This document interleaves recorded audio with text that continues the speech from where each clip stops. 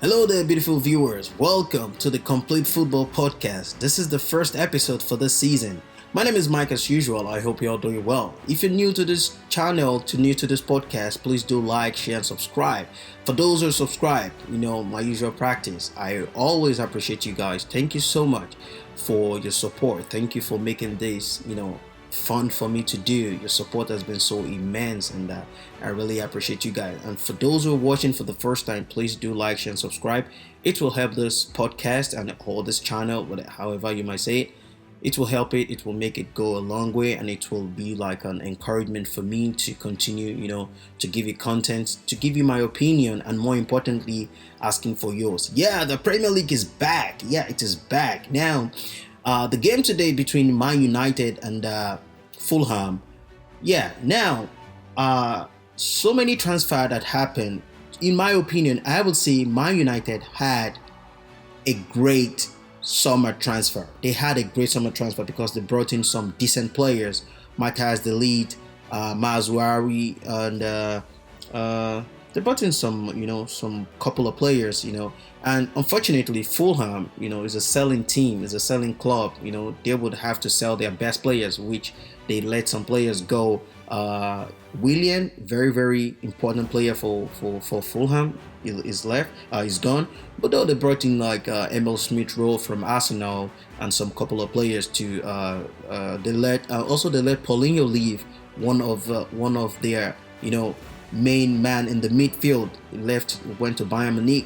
Also they brought in Savic, I think. So now Man United, like I said, to me they've had a great summer transfer, and I would expect a different Man United this season. But the only problem, in my opinion, let me know your opinion, let me know your thoughts in the comment section. Do you agree with me? The only problem I think Man United would have again would probably be Ten Hag, because Man United had actually put some structure in place. Director of football, the person in there's another person now in charge of transfers, not Ten Hag anymore. Now, I would say we've seen the signing Man United had made. It's a signing made that actually made by professionals, people that know what they're doing. And I think the signing is made because they would ask Ten Hag, or they would ask him, what style of football do you want to play?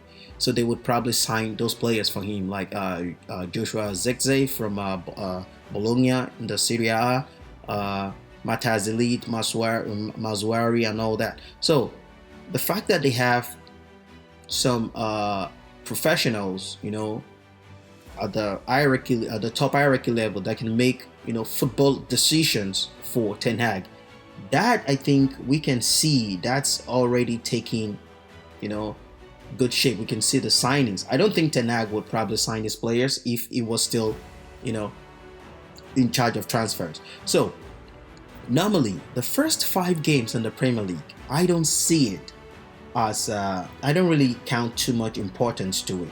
Though if you win your first 5 games in the Premier League or in any league, that's 15 points.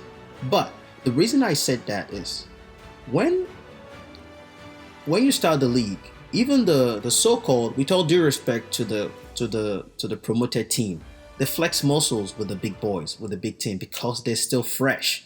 So you see Man United playing a team like, let's say for example, with all due respect to Coventry. If Coventry qualified, made it to the Premier League, the first 3-4 games Coventry is going to play, it's going to be tough. You would not believe this is the Coventry that just got promoted. So the first 5 games in the Premier League is always very very very very tough. Even I would say in all the leagues, it's always very tough. So I don't really place much importance on the first 5 games. Having said that, anyhow the game today would have gone between Man United and Fulham, I would have been okay with it, because like I said, the first 5 games is always very tough. Anyone can win the first 5 games. It's after the 5th, 6th game you see teams, you see like you start seeing some teams showing a glimpse of how they want to play. That's when you now see like a Man City or like an Arsenal or like a Aston Villa or like a Chelsea. Especially the teams like Chelsea, Liverpool. They just signed a new manager. It's gonna take time. It's gonna be after like 5-6 games you start seeing, okay, this is how this manager wants to play. So I don't count much. I don't really criticize teams the first 5 games, but after that, I would expect you to get your feet rooted on the ground and start winning games and let's know how you want to play. So anyhow, today's game would have gone. It would probably be okay by me. I wouldn't say I don't care who's gonna win, but no matter who wins the game, I would see it as being fair because it's still there. The teams are still fresh. The mid-season Fulham is not the Fulham of today. The Fulham that played against Man United today. Go see Fulham after 10, 15, 20 games. They either tired or they are there to compete. They're either tired or they're there to compete. So you don't know what's going to happen yet. So the game was very, very interesting. Fulham also had their chances. They had an opportunity by Tete. What a right back. I like that guy. This is very good. It's fast. He actually dealt with Marcus Rashford, very well to some extent. He's also fast. He's good when it comes to shot and goals. And they had some opportunities. They missed some couple of chances. Also, Man United missed some couple of chances, especially Bruno Fernandes. He missed some couple of chances in the first half, which should have given Man United the lead, as well as Fulham also should have taken the lead in the first half. One thing about Man United that I think one thing about Man United in this first game that I don't think it happened last season. The control Man United had in this game. Man United now seems to be like a team, like they play together like a team. The connection, the 1-2 connection they play, the way they play, the passes, they begin to sync together as a team. You can see that last season. Last season it's all about, once I'm not gonna do extra for my teammate. That's how Man United played last season. But this season, I think something different. You can see the chemistry among the team, or the atmosphere is kind of, better than last season. So I think I see Man United controlling games, even though I would not be surprised if at a point in the season it stopped. They've been charted. If anything happens to Man United again this season, I think if Man United does not perform to expectation, I think Ten Hag will be out. And let me know your thought and opinion about this issue. Ruud van Nistelrooy is the assistant manager for Man United, as the assistant coach. Now, Ruud van Nistelrooy was at the brink of getting a job being a Burnley manager. Now, think about it. Why, apart from the fact that you can argue Ruud van Nistelrooy is a Man United legend. Yeah, accept that. He has the opportunity to be a manager of Burnley, but he turned it down to be the second in command in Man United. Now, you can call me crazy, but I'm not a conspiracy theorist, but I think something is why. I would rather coach Burnley, be a manager in Burnley, rather than be a number 2 in Man United, because it's you are a leader, you are the manager, you call the shot in Burnley, but in Man United you are like second fiddle. Now, I think part of why and how Van Nistelrooy was being lured to get the Man United second in command job is, I think they would probably tell him, if Ten Hag fumbles, if he doesn't perform to expectation, Ten Hag will be will show the door. Ruud van Nistelrooy is going to step in. Mind you, Van Nistelrooy has a experience with I think Feyenoord in the Dutch league. So I think the reason why Ruud van Nistelrooy would take the job in Man United to be the assistant manager is because they would have told him, you know what, come into Man United. You're gonna be the second. You're gonna be assisting Ten Hag, but we assure you, once Ten Hag, has performed woefully like he did last season, he's gonna be shown the way out, and you will be in. Because you already have the experience, you can coach Man United. You are an ex-player, a legend. I think that's why Ruud van Nistelrooy ditched the Burnley job to take the Man United job. But that's, by the way, that's just my opinion, and I know so many people out there would resonate with this assumption I just made right now. That's what I think. In my opinion, that's what I think. It might not be true, but I'm just saying that's what I think happened before Ruud van Nistelrooy decided to be the number 2 to Erik ten Hag. So I've seen the way Man United played this season. The first game was decent. They played a decent game. Everybody was on point. Even Onana was fantastic. Mazwari, the debutant, he was decent, very decent. He's a very good player. He's better than Wan-Bissaka. Wan-Bissaka is a better defender than Mazwari, but Mazwari is moving forward is better than Wan-Bissaka. Wan-Bissaka can be frustrating when he moves for the ball. When he going forward, Wan-Bissaka is frustrating. So he had a good game. Martinez had a good game. One of my favorite Man United players. I love him. I love his, the way he carries himself. Excuse me, the way he carries himself.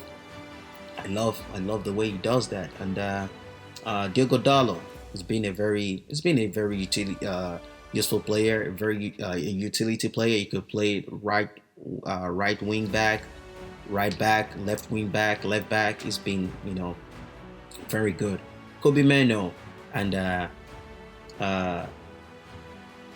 this ex-Real Madrid guy, Casemiro. Casemiro played a decent game today, but Casemiro went forward a lot today. Maybe that's the new way Ten Hag wants him to play. Who knows? But time will tell. We will see. The game was good. Counter-attacks from Fulham, Traore, the guy running like nothing else, and Ferreira was also the ex-Man United player, was also good, but there was a counter-attack where he was supposed to pass the ball to Alex Iwobi, but he played, maybe he was too fast or he was too slow. Then Harry Maguire intercepted that pass. That would have been probably a goal. Fulham might have scored first. Then this guy, I think there's bigger things to come from this guy in Man United. Garnacho is a nightmare for defenders. Garnacho you see his performance during the Community Shield against Man City. This guy is good. I think the position he plays, I don't think that's his best position. He plays very well when he plays where Rashford plays from. But Rashford would be more effective on the left side, and Garnacho will still play good at the right side, even though he scores goals from the right side. But I don't think Rashford can play from the right side, so it makes sense for Garnacho. Then Amad Traore, Amad too is a very good player. He's trying. Let's see how good it would be this season. Ten Hag decided to give him a chance. They decided not to loan him anymore. We don't know what's going to happen to Jadon Sancho if he would probably be sold. I think Man United wants to sell him.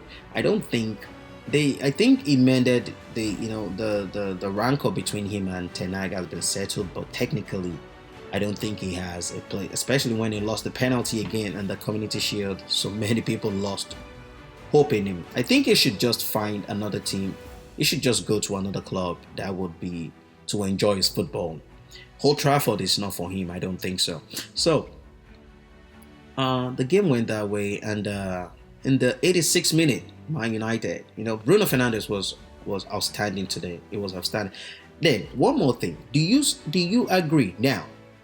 Joshua Zirkzee, because he scored the goal, he was given the man of the match. Do you agree to that award? Should he be given that award? What about the player that was fantastic all through the 90 minutes? Would you just sideline them because someone came in and just scored a goal? I know the goal is important, but I don't think he should be the man of the match. I don't think Joshua Zirkzee should be the man of the match. Fine, he scored the goal, but he came in. Is it the 70-something minute? I don't understand why they do that. It's been like a normal thing they do now. You can just come in 85 minutes, the game 0-0. Because you scored a goal, you will suddenly become the man of the match. What about the guy that's been playing from the beginning of the game even till the end and has been outstanding? Are you just gonna ignore that player? I don't understand the logic behind that. So the game ended 1-0. Man United had 3 points. Good start for them if they can build on this, and I hope Man United will put in a good performance this season, because there's a lot of pressure on Ten Hag. Let's be sincere.